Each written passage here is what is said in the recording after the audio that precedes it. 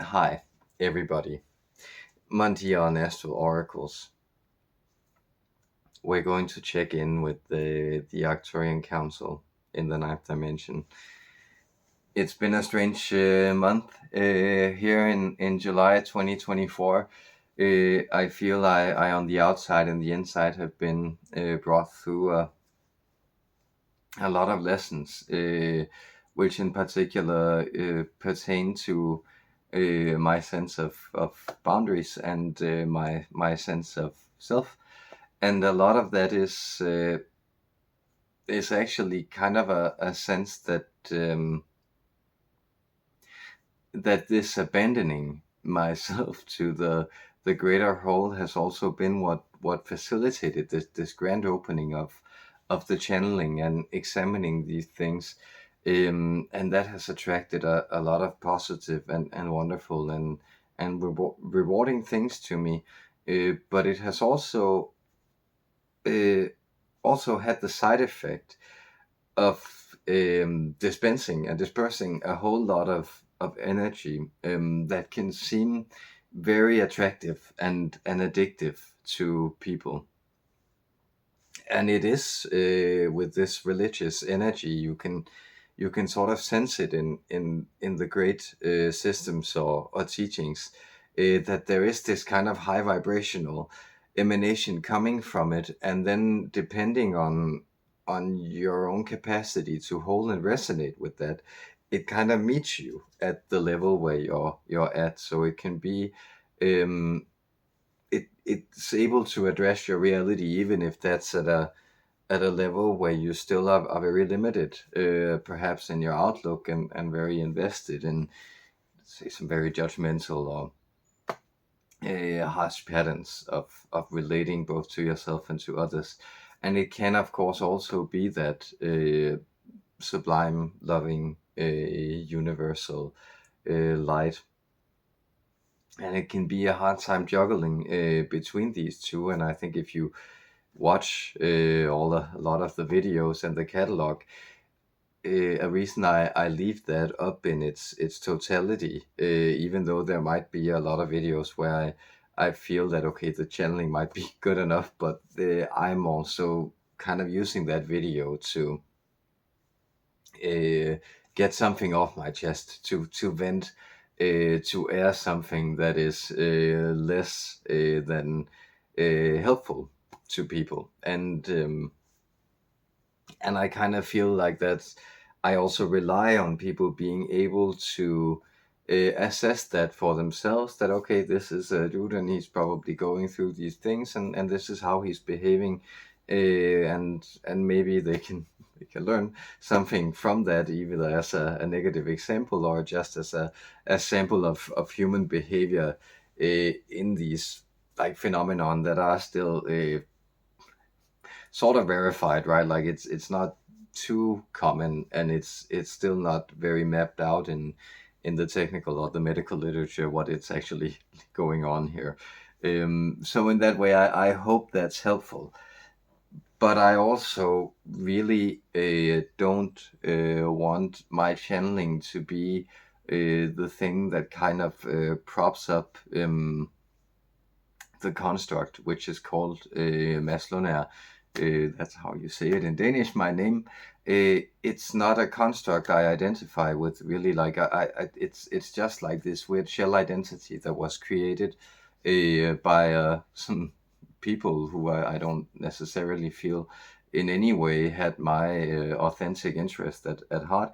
And it's been something that I've been attempting to get past, to kind of uncover what is that thing that lies beyond the name and the numb and all the stories we tell ourselves. What is the sublime mystery? And is it death or the universe? I don't know, but I'd really want to know that more than I care to have my own sense of self propped up, or feel like I'm in definition by knowing people and being in relationships, and they give me compliments and I give them compliments and we prop each other up and all that. uh, that's something that even though I'm always inclined to do it, because it's so very human and it feels comforting and rewarding. It's something that I try to steal myself from, and it's something that if I do it to other people, uh, I somehow feel like I'm both violating myself and their inner core, and that the behavior might come from ignorance, but it is that thing, um, and that's me reflecting on this. Is also to share that I kind of feel like that's the path that I veered downwards with the podcast format and sitting around and talking with Mandy, and it kind of becomes the thing where it's like, oh, and then this is what happened to me, and these are all the ways in which I'm a victim, and these are all the ways in which I'm a hero, and this is the great drama that gives definition to my life. And propping that up either in me or in her or in anybody, I feel is actually anathema to what a good spiritual guide is supposed to do. But because if the guides are doing one thing and I'm doing one thing here, it's hopefully to keep reminding you that you are not the stories you tell yourself. You are the thing that creates an entire reality out of those stories. And so, why not step back into that layer of awareness and let go of whatever nonsensical patterns that we attach ourselves to feel like we still somehow belong. And with that, I'm gonna to go into a trance and step back and let our alien friends in the ninth dimension speak. I send you my love out there, guys. Much love.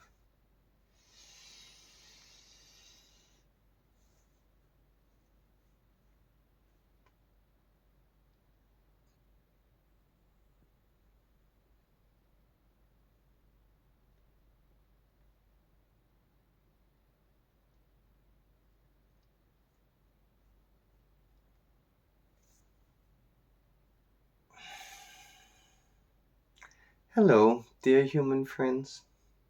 Hello, greetings and blessings. This is your friend Oumblam speaking. On behalf of all of the Arcturian Council, and on behalf of all of your galactic brethren, I transmit our unconditional love from our heart and into your heart, from our center and into your center. Because there are many centers playing, and we have entitled this transmission Closing the Cabinet and Opening the Files. What do we mean by that? Well, we are playing around with some of these office terms that we have learned by observing you.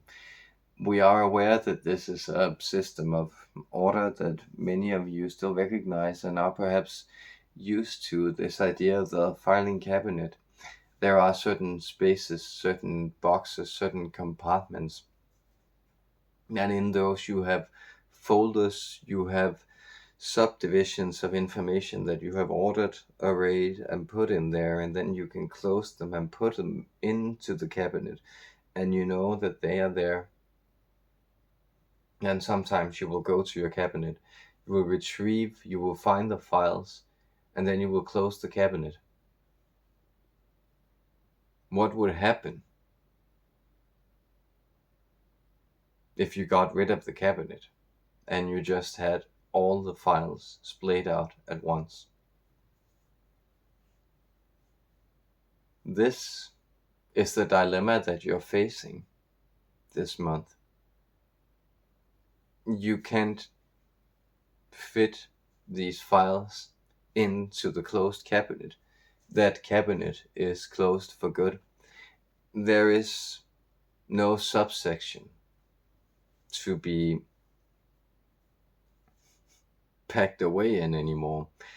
There are no parts of you that you can hide away, so that you only have one stack of files that you can open, you can present, and then you can when you've used that for their purpose, pack them away, store them in the cabinet. You can open the cabinet, find other files that are pertinent to other versions of you, and unpack them. You have all the files and no place to pack them. Then what are you going to do?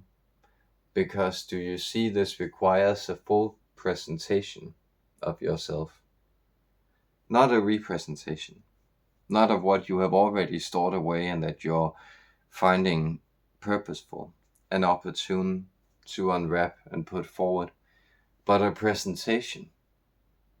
So whatever is in those files presents itself to you, and you must present itself to the world simultaneously. This is the great horror of not having a backstage, of not having an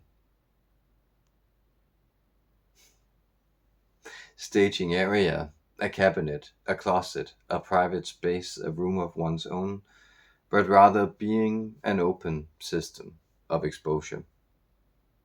And this is what you're learning in this month of 2024, that all of you has made it to be splayed on the office floor, to have to be seen, gone through, sorted,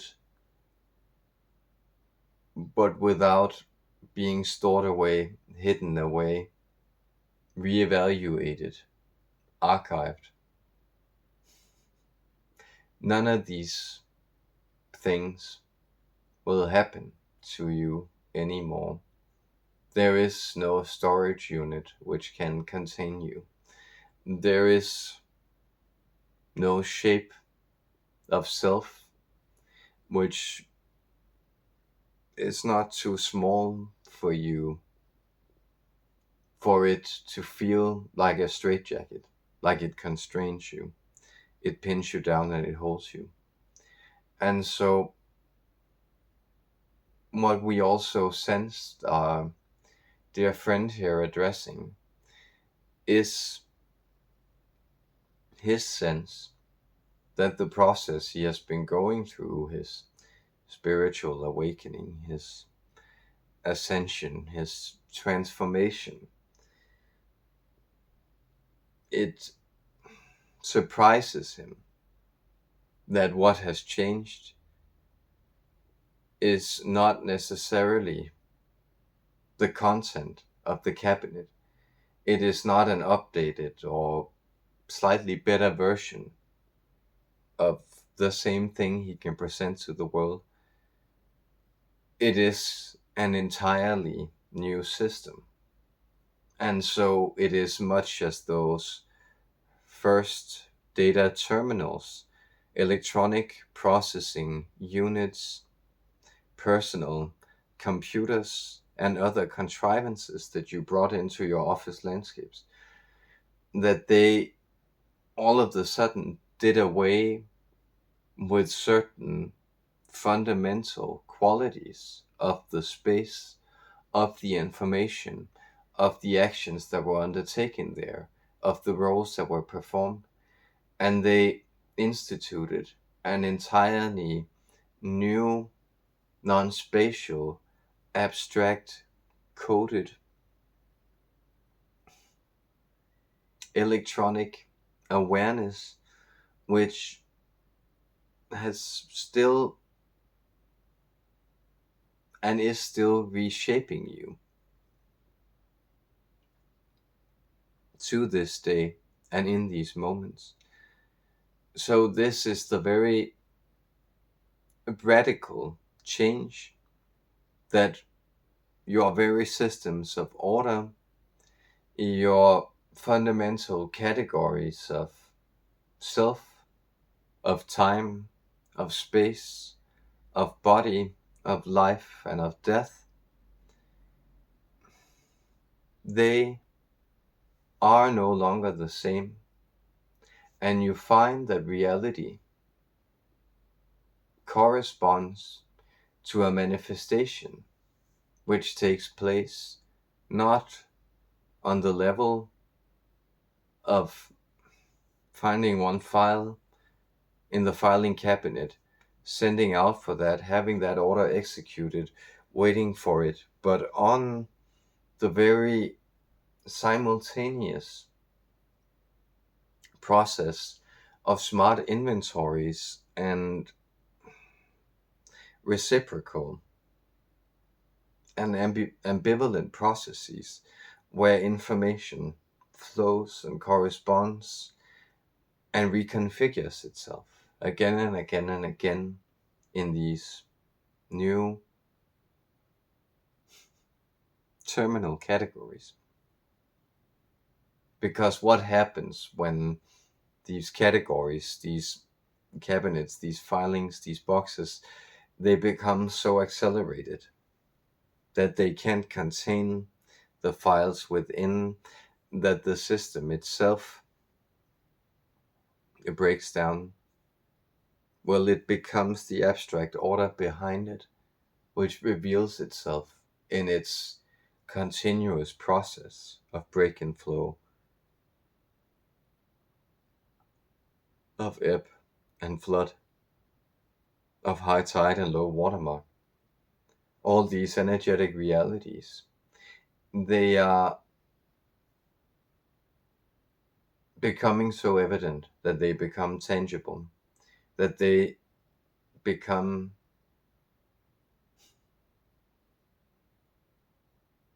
accessible to file, to describe, to understand, to move forward, to communicate with. But you cannot contain them. You cannot store them. You must allow for energy to always transform and to be and remain interconnected in its flow and in its process, always changing, always renewing, possibly expanding, eventually contracting. So in this month of August,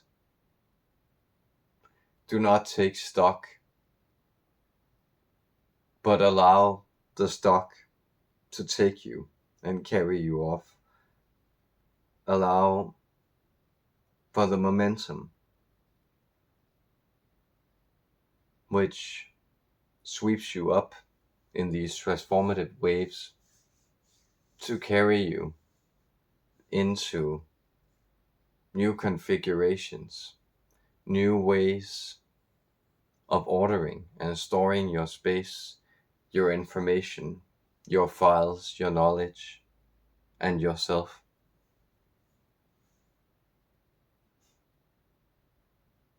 And try to remember that even office work can be a lot of fun if you remember that it is just a game and you are just gaming one great system which never ceases and always corrects itself.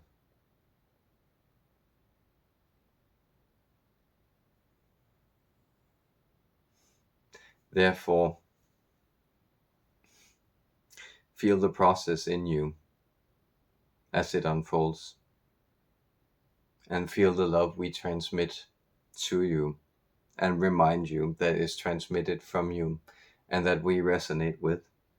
So we send you our unconditional love, our gratitude, our blessings, and our support in this month of your time, August 2024, and in all times, in all spaces, on behalf of your galactic brethren, on behalf of the Ninth Dimensional Arcturian Council, I, Oumblam, I wish you a wonderful month. In love, farewell.